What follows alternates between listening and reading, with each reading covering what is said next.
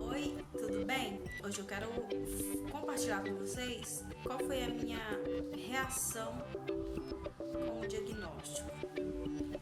Bom, como todo mundo, a minha reação foi a mesma: desesperadora. No primeiro momento eu fiquei num estado de choque muito grande, porém sem saber o que raciocinar direito. Eu não conseguia raciocinar, até mesmo porque eu não conhecia a doença. Esse é o problema da gente, a gente entra em parafuso, a gente entra em pânico, porque você não conhece a doença. Os médicos não te explicam, os médicos não conseguem te explicar, ou não sei se não conseguem ou não fazem isso, pelo menos a grande maioria deles. Só te falam assim: sua biópsia deu câncer. Mais ou menos assim. Não te fala o que é a doença, não te fala literalmente, não te falam nada sobre o que é. E muitas pessoas, que eu falo como experiência mesmo, de muitas pessoas que eu conheci durante essa trajetória de um ano que eu estou no hospital de câncer, as muitas pessoas que eu conheci e que às vezes eu conheço pela internet, porque acaba que a gente faz muitos contatos e acaba conhecendo muitas pessoas, é que as pessoas não têm o hábito de procurar um outro médico, de pesquisar sobre a doença. Simplesmente confia no que o médico fala, no que aquele médico fala, segue o que ele propôs para você e simplesmente toca a vida. Por exemplo, eles não te explicam que você tem restrição à alimentação. Quando você pergunta, eu fiz um teste com a minha oncologista clínica. Eu já sabia o que eu não podia comer. Eu cheguei pra ela e perguntei o que eu podia comer. Não, você pode comer de tudo, só não pode beber e nem fumar. E é mais ou menos desse jeito. A minha reação, emocionalmente falando, nos primeiros momentos, eu meio que me anestesiei. É claro, eu não sei se simplesmente pelo fato de há 4 anos atrás eu ter quase morrido, ter ficado em coma, algumas pessoas conhecem a minha história, e eu meio que eu perdi o medo realmente da morte. Mas nesse processo, durante todo esse período, eu venho aprendendo muito com tudo isso. Isso é uma lição de vida muito grande para muitas pessoas, mas tem muita gente que não consegue enxergar isso. Tem muita gente que não consegue encarar uma situação dessa como algo, como se fosse uma construção de um tapete, como se fosse uma obra de tapeceiro, sabe? Uma linha colorida com a outra linha que forma um desenho. É simplesmente um processo. É um processo na vida da gente, para que esse tapete lá na frente fique muito mais bonito. Isso eu não falo da nossa vida aqui. Eu acredito que nós temos uma vida muito além dessa vida que a gente tem aqui. Não sei se você acredita, mas eu acredito nisso. Nós fomos criados por um propósito. A gente não foi criado simplesmente por um acaso. Nasceu, vive aí um tempo, morre e vai pro nada. Eu não acredito nisso. Eu sei que muitas pessoas acreditam, outras não acreditam e tal, mas essa é a minha fé. E tem sido isso que tem me sustentado durante todo esse período. Tem sido isso que tem me mantido sadia, mentalmente falando, tem me mantido com uma serenidade que só Deus pode dar.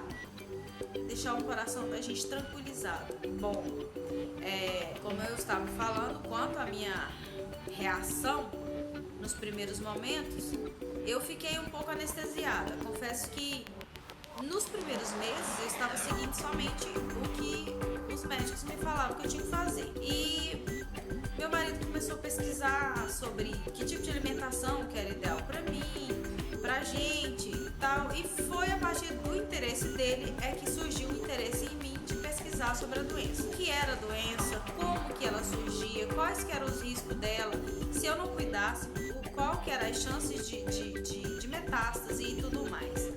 E foi a partir daí que começou uma trajetória de descobertas e mais descobertas. Durante todo esse processo, a vida da gente passa por altos e baixos, sabe? Ora você está confiante de que o seu diagnóstico não é tão tão complicado, o seu diagnóstico é simples, de que ele realmente vai se resolver, como a médica me falou, não, seu problema não é tão sério, seu problema é resolvível, tem pessoas com situações muito piores do que a sua, tá? Ora, você confia nisso. Em outros momentos, você entra em parafuso. Quanto tempo que eu tenho de vida? Que dia será que eu vou morrer? Será que eu vou piorar? Será que eu vou definhar? Ai, meu Deus, eu não quero definhar, eu não quero sofrer com a dor. A gente entra em parafuso, sim. Eu acho que não tem essa pessoa que lida com isso 24 horas por dia sem ter uma reação de frustração, de tristeza e de lidar com isso com muita angústia e tristeza. O fato é que esses momentos, graças a meu Deus, não foram tão grandes.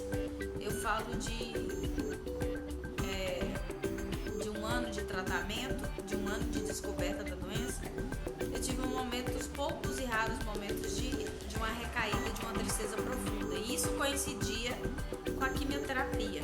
Porque, por incrível que pareça, a quimioterapia, além dela ser devastadora de várias formas, ela ainda consegue reduzir o nível de serotonina e deixa a gente numa depressão horrorosa. E a hora que eu me sentia mais vulnerável e que eu entrava realmente em pânico. Isso durante as 6 sessões de quimioterapia que eu fiz, isso se refletia mais ou menos uma semana depois que eu tomava a medicação. Então, assim, eram momentos complicados. Porém, eu consegui encontrar e consegui visualizar através da minha fé, através do Deus a quem eu sirvo, sabe? Eu encontrei em Cristo um refúgio inabalável, sabe? Eu consegui entender que através da palavra, através da Bíblia, eu consegui entender que a minha vida é mais ou menos isso mesmo, sabe? Jó fala, Davi fala sobre a questão de antes mesmo de eu ter nascido, sabe? Já tinha sido tudo escrito, já tinha sido tudo, como se diz, Deus já tinha desenhado num papel que era para acontecer comigo, sabe? Antes mesmo de eu nascer, antes de eu ser gerado na barriga da minha mãe, antes disso, até da criação dela. Então, não adianta eu querer saber do meu futuro, ou ter medo do meu futuro, ou pensar, nossa, eu vou morrer, o que vai acontecer comigo? Não, eu tenho que estar preparado para isso. Isso é o fim de todo mundo. Se é de câncer, se é de esclerose, se é de AIDS, se é de uma gripe, uma tuberculose, se é de uma pneumonia, que foi o que quase me levou há 4 anos atrás, não interessa. De uma forma ou de outra, de um acidente, né, por exemplo. De uma forma ou de outra, isso vai acontecer com a gente. O fato é que a gente vive pensando que vai viver para a vida inteira. A gente pensa que vai viver eternamente. É mais ou menos assim que a gente lida com a vida, sabe? Eu conheci um testemunho de um médico que passou por essa doença e ele fala uma coisa na qual eu aprendi e eu acho isso extraordinário. A gente pensa que vai viver tantos anos, vai viver eternamente. A gente pensa que a lei correta é que os nossos pais morram primeiro do que os filhos, que os pais morram primeiro. Mas na verdade, Cristo morreu e ele era o filho. Ele morreu primeiro. Então, por que tem que ser diferente para nós? É bom, viver é muito bom. Quem que não gosta de viver? Eu tenho 10 anos de casado. Claro que eu quero envelhecer do lado do meu marido. Quem que não quer? Eu quero viver com os meus pais. Eu tenho 2 sobrinhas. Eu quero ver elas crescerem. Eu quero viver. Mas se não for para mim viver também, se Deus não escreveu isso para mim, essa longa vida que eu pretendo ter, que eu desejo ter, se Ele não escreveu isso para mim, cara, eu vou estar com Ele. É só um começo. A morte não é o fim. A morte é o começo. vida eterna, uma vida sem dor, uma vida sem doença, uma vida sem violências, uma vida de amor com Ele. Então, encarar a vida de uma forma, de uma visão, fé em Cristo, não ter medo de morrer, porque você sabe para onde você vai, isso é muito importante. Isso é um conforto surreal. Então, a forma que eu lido com isso é a minha fé, é a palavra de Deus, é Jesus que conforta minha alma 24 horas por dia, é Ele que não me deixa só.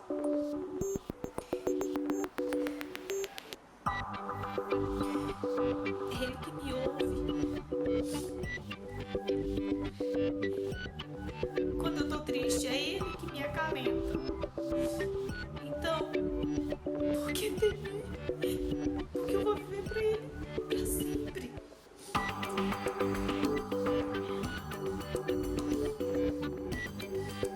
Eu vou parar por aqui, senão esse vídeo vai ficar muito longo. E espero ter compartilhado com vocês algo que de alguma forma possa te ajudar. Eu não sei se você não tá passando